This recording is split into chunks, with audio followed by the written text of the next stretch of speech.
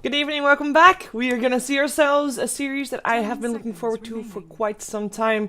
We're gonna see RoX.KIS taking on Power Rangers, and I realized that I just hyped it up way too much, so it's gonna be a crappy series, but you wanna watch, but don't expect too much. So I just lowered your expectations, so everything is gonna get better again. But we're gonna see RoX.KIS Power Rangers Best of 3 Winners Bracket Semi-Finals. Of course, I am not by myself. I'm joined once again by Vickermont. Vickermont, welcome back. Good to be back, Shiver. We had a pretty cool game for our first game today, and then this best of 3 should be interesting. Yeah. Of course, as you mentioned, they played before. They played earlier today, just before this game, in a best of 1 in MLG TKO. RoX.KIS won pretty convincingly, but we'll see what else Power Rangers have in store for us. If there's one thing we know about this team, they're pretty surprising. Yeah. Now, I do remember a time, I believe it was like Starletter Season 7 or 8? Or 7, I think. When these two teams were up against each other, and I was really hyped for that as well, and it just turned out that they kind of, their aggression kind of got nullified by both teams being aggressive, and because both teams knew that the other were aggressive, they both kind of played passive. And I hope that's not going to be the case. But it could happen. I am happy to see Ember Spirit banned out. I don't think I'm ready to cast that one just yet, or perhaps I am. I don't know. I've not played Ember Spirit, so I don't really know him all that well. Apart from that, he's super annoying to play against. I know what he can do, obviously, but I don't know. I don't like it. I don't think I like him. Why don't you like him? As a caster? Because he's stupid. You haven't cast him yet. I know, but he can do such stupid plays. Yeah. He escapes That's always. Good. Well, he's hype. We'll see. I don't know. I'd give it some time, Shiver. I think he's a pretty cool hero. He's I appreciate any hero where there's a huge difference in what you can do when you're at 80% effectiveness and then at 100% effectiveness. To me, the one of the worst heroes to cast is Lich, right? Somebody who has been playing Lich and has played 5 games of Lich is really not that much worse than somebody who's played 1,005 games of Lich, that's right? not true. Lich is... It is. It doesn't have as high of a skill cap, but it's still a difference, because some people will deny creeps in range of enemies, and some people won't. Okay, yeah, that's true, I suppose. So hereby, there is a difference.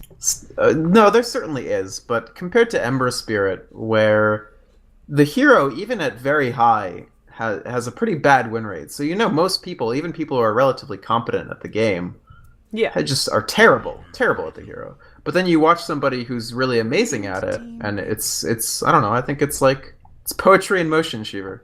Okay, well, we'll see. For now, we don't have to worry about it. For now, he gets banned out in first ban phases in both games so far. I have to say, I mean, if you have first pick, you've got the chance to pick up something that you think your enemies will want to pick up as well, or something that is just super strong that you don't want to gets banned.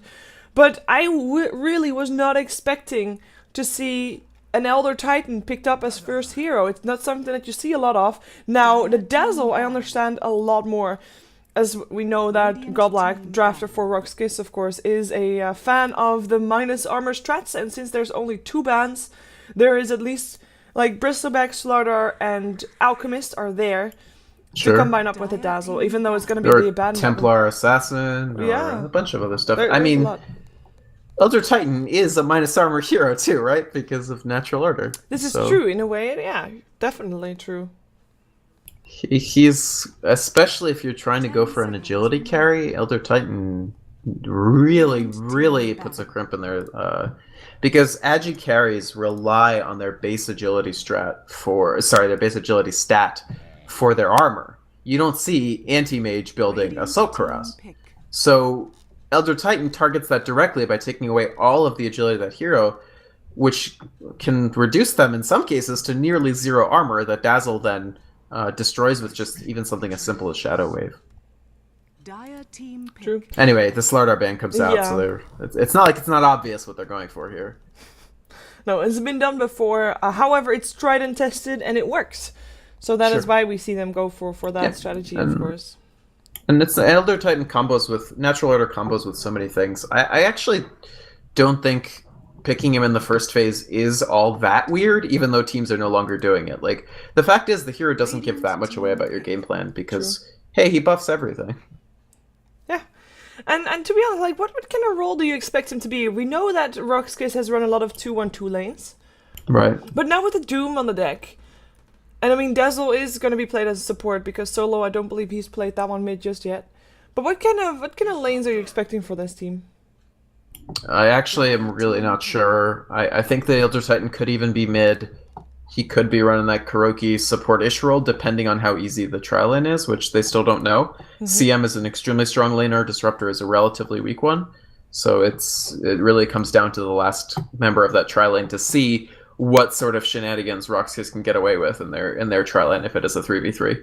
Yeah, because I think for Power Rangers, the lanes are pretty self-explanatory. I mean, Nature's Prophet, top jungle, Invoker, mid. You know, it's kind of straightforward, which is, I guess, not always bad, because it's just solid. I mean, it's always Invoker mid because it works. Not always, I know that, but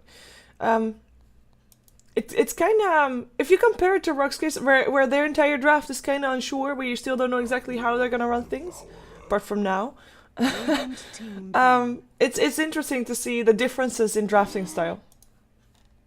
What do you think about OD? Yeah, it definitely is. I mean, Power Rangers are a team that's surprised with picks before also, so they could always come out with something like Ursa. I think Ursa would be sick here.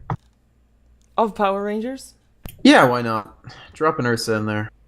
Well, it is a Razor that gets banned out, which is kind of interesting, because it's That's not the normally a OD. carry that we normally see. But yes, it's purely for the OD. There's a lot of counters towards the OD though, including Sniper that we saw yesterday work out. Yeah, in the captain's draft? Yes, Sniper is... I actually talked about this a while ago. I was like, Sniper is sick against OD mid lane. The only problem is your Sniper dies a lot, but... Razor's still the best. Razor is the gold standard of OD counters in mid lane. I think this OD pick by RoX.KIS was smart. I mean, even if Power Rangers put somebody mid that is more of a direct counter to him, and they run the Invoker safe lane, all of a sudden you have really a lineup that's quite delicate, easy to shut down. Doom obviously gives Invoker conniptions. That said, Invoker, in terms of intelligence heroes, Invoker is one of the ones that does the least badly against Outworld Devourer. Yeah, because I'm thinking, like, do you want to run the risk of just... Because Invoker will get levels, you know, that's going to be a guarantee, so he might not get as much farm, but he will get levels, which is, of course, the most important thing for him.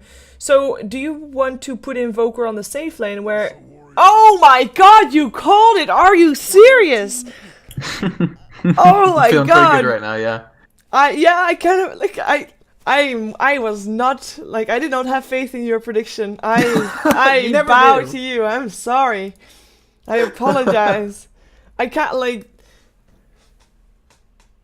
Yeah, okay. I like the pick. Yeah, But I hell just yeah. so was Love not Bear. expecting it. It's, yeah, it works. Bear's a great hero. He does so much damage. The only downside about the bear is that he has a very dry mouth. He's very what? Look at his portrait picture. Every time I see it, it's like, why isn't he closing his mouth even once? You know, just because his teeth must even be dried out. You're totally right. He probably does suffer from dry mouth. Dazzle too, actually. Dazzle too, yeah. But Dazzle, like, that's painted teeth. You know, he at least has his lips over his actual teeth. And right now, the Ursa is like he has his upper lip and underlip like pulled back the whole time. No, you're right. You're totally right. Oh, we have a remake, by the way. I really never thought of it that way, but I completely agree. Serious dry mouth issues. And they finish up with the Venomancer for RoX.KIS. Yeah, and we are having a remake. Same password? Oh, it's a sniper last pick. We had a disconnect for the thing. Oh, we had a sniper Wait, last what? pick. It said What? that in the chat. It was a random. I saw Venomancer. Yes.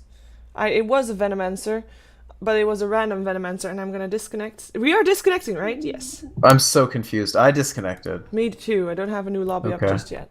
Let me know when the new lobby is up. I will... That's like a sniper. Sniper? Like, Would that make really? sense? I mean, then again... Yeah, it would make Sure. sense. Like Doom in the jungle, Dazzle support, Sniper on the safe lane, Elder Titan off lane. OD mid, yeah, it would work. Let's put them in their places. I mean, Sniper against a melee in a try is pretty funny, because if the melee can't reach him... The Sniper He- against Ursa is actually pretty decent. I don't mind it. Is it, though? Look at the range. You have to go Blink, but Blink's like the best item on Ursa anyway, so... Yeah, but the blink range. How long is the blink range? 1200. Oh.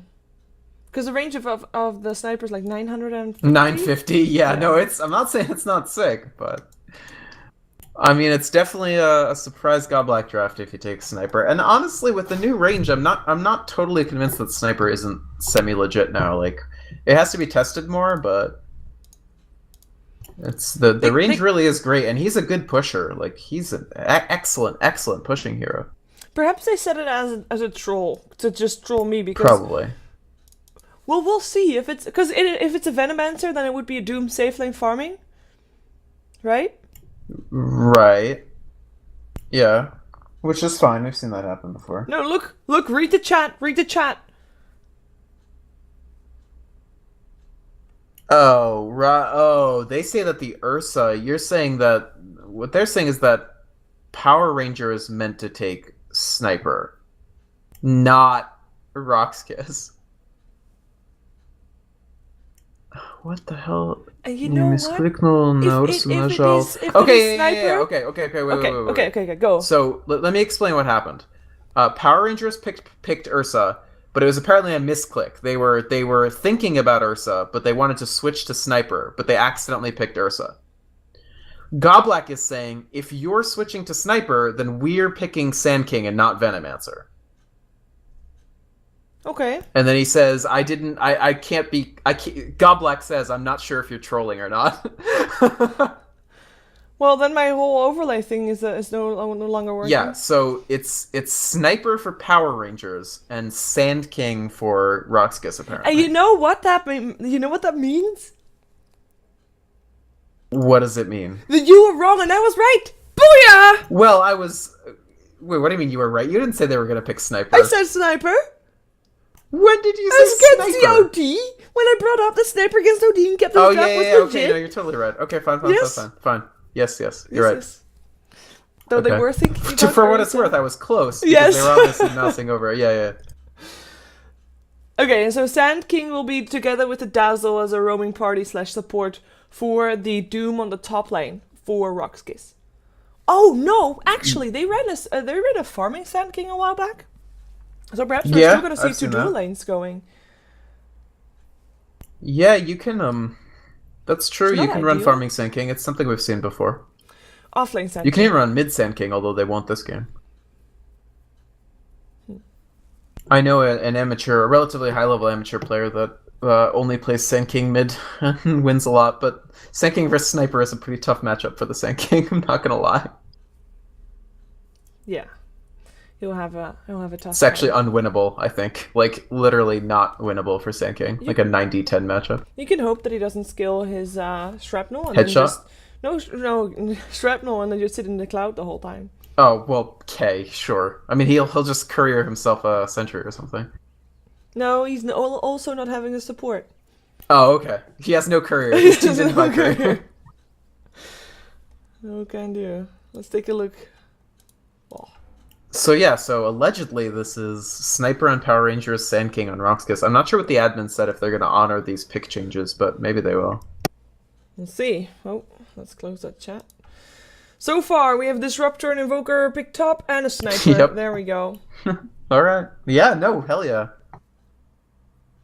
The fact is, it is a winnable lane matchup, Sniper versus OD mid. The big X factor is ganks, because Sniper is, even with the amazing range, he's still extremely gankable. Yeah. You just have to come up behind the tier 1 instead of ahead of it.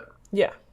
So I would also say, like, if Sniper is indeed in the mid lane, which we're gonna assume, the thing that I said about having an Invoker on the bottom lane early on, and that supports might snipe some experience from him, I hope for Invoker and for Sniper that that's not going to be the case, because the support will need to be around mid to help out the Sniper if need be. And luckily they've got a Crystal main which can actually jungle. So they can actually do a jungle near Sniper. Sure. They'll get behind though. They'll get behind real fast. Yeah. I mean, it'll be tricky for both teams, certainly running very non-traditional approaches. I don't know about the Elder Titan anymore. Actually, no. I guess actually Elder Titan Sand King in and of itself is a crap ton of magical damage. And then if you add Veil, the best item in the game, it's enough to wipe everybody. True. It's scary. The wombo combos. We'll see if they can make it happen. Let's take a look at who is playing what. Once again, though, before we kick off, well, I guess we already have kicked off, but before we continue, just a reminder that this is a best of 3, so we will see at least 2 games between these 2 teams, and it is for the semi-finals of the winners bracket in the Yard-Wide Festival. And, well... Semi-finals of winners bracket? Well, as in there's two of these, of this round, 2 winners bracket matches. Right, okay, so there's another match, right. Okay. Yes. So in a way, it's the semi-finals of the winners bracket, because the finals of the winners bracket will be after this one, and then there afterwards is going to be the winners bracket finals is after this one, and then afterwards is going to be the grand finals in the brackets. So the winner of RoX versus Power Rangers plays the winner of 4FC versus 4FC Relax. versus Relax. Yes. Okay, got it. Awesome. And then of course we still don't know who is going to be moving forward in the loser bracket, but as we speak, we're also having another loser bracket match played. Haha United taken on, or Hihi United taken on Meteor Makers, and the winner of that will face Next Please, and the winner of that will face the loser of 4FC versus Relax, because the loser of this match will play against Zero Respect. Zero Respect, yeah, yes. Makes sense. I will also link the brackets in the chat, because... Yes. It's a big bracket. It is a big bracket. 16 dual teams. Dual elimination, 16 teams. You don't normally have 16 teams in that. It's quite a hassle to fit them in the same overlay, to be honest. At least not for me, but for vice versa, who makes my overlays. So let's take a look at who is playing what then. As we do have Power Rangers on the Radiant side for this first match. We have J4 playing as Disruptor. He'll be supporting together with FNG, who'll be playing the Crystal Maiden with Pigtails, also in the bottom lane. They'll be supporting the Invoker for now. ZXC will play Invoker on the bottom lane as expected, but we're going to assume that those supports are also going to be keeping an eye on the Sniper, who will be in the mid lane, who will be played by Moon. And then last but not least, it is the Nature's Prophet on the off lane, played by Cheshire Cat. And he is a fungus right now. And he's having a nice block. Good blocking for him. And bad blocking by RoX.KIS if they even tried. Yeah, and the Invoker for ZXC is a hero that he's really, really excelled with. It's one of the best heroes in terms of performance for this player, so they'll be happy to have that, and they'll happy to guarantee it farm on the safe lane.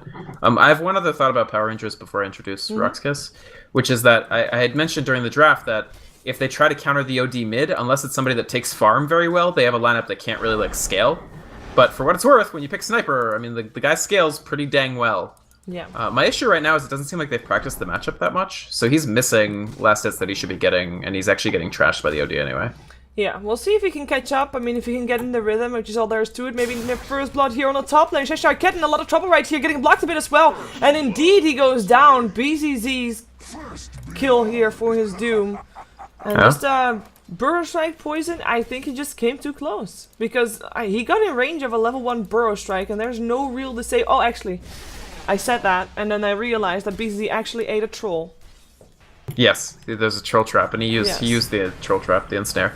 Yeah. So it was a good setup for RoX.KIS. And True. Speaking of RoX.KIS, that is the tri-lane that we just saw get the first blood against Cheshire Cat. It's Bezazeh on the Doom. He's supported by Goblak on the Dazzle and Yol on the Sand King. In the middle, it'll be Solo on the OD, currently winning this lane pretty well, although Sniper has a great opportunity to catch up when he gets a few more levels. And then, of course, in the bottom lane, it'll be Seedoy on the Elder Titan. Yeah, it was getting decent levels, by the way. Not that much last hits. So far, actually, I have to say, he's keeping up with the Invoker, but overall, he should be getting behind. And actually, Cold Snap comes out as well. Do they have a glimpse? Yes, they do, but there it is. The mana is there. The glimpse can be there if he just gets in range, which he doesn't. Never mind. So close. Glimpse level 1, so far. The range is actually very poor. Yeah, 600.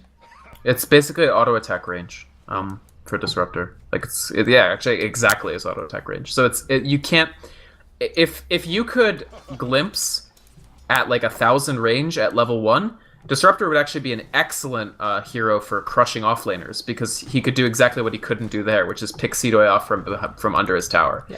But that's actually why it starts at such a low range, and part of why Disruptor is such a weak early laning hero is that he can't do that, so Glimpse actually isn't that useful. Except for combos. Yep. We've got ourselves Moon. He had some runes. He actually picked himself up 2 race bands as first items, which is interesting. More damage for him, of course, especially that headshot damage really starts to ramp up. Yeah.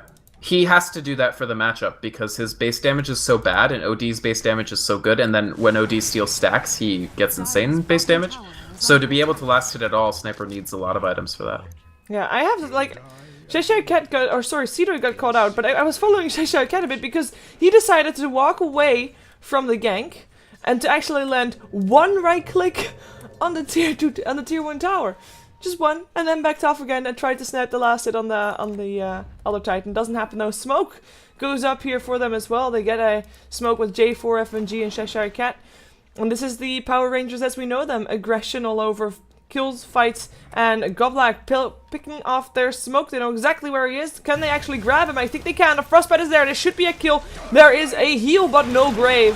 And Dazzle, the one to fall. As it is this time Cheshire Cat that actually does successfully manage to get the last hit in.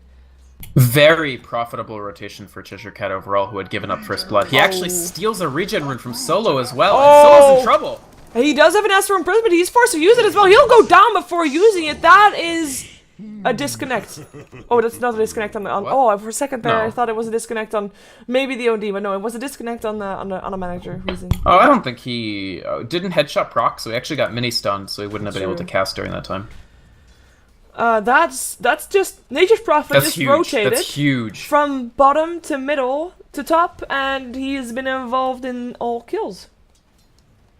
I think he made up for the fact that he died first. I think he definitely has. That was just... You couldn't ask for more from an early Nature's Prophet rotation, which so frequently does nothing. The fact is, Sniper is now at an advantage in this lane, straight up. Because he can harass Solo from... He's already got this 850 range. Goblak is in some trouble. They know he's here. Do they? But they saw him walk up. They're looking for him. They're looking in the wrong places. They ping him. They know where he is. Goblak, Scooby-Doo theme plays. You are a dead Mr. Dazzle. In comes the cavalry to try and save his life, but it's not going to be enough. He still doesn't have a grave. Goes down for the second time this game, and the people that dove him to try and save him, they all just walk back. But that ward. Was that a Dr. Seuss reference, Sheeper? No, I don't. You're a dead one, Mr. Dazzle. No, did I do a reference without knowing anything about it? I think so. I think it was a subtle reference to American child pop culture. That was pretty legit. Cool. They're rotating for Solo. Honestly, like this, if OD gets crushed, if they get this, oh no. Headshot coming out as well, Frostbite, and that is one dead Solo. Can't really dodge anything, and Sniper indeed takes the last hit. Cheshire Cat, of course, he's just, getting a right click in just so he can get the assist as well. And, I mean, Cheshire Cat's been involved in all 5 kills so far, which is pretty impressive.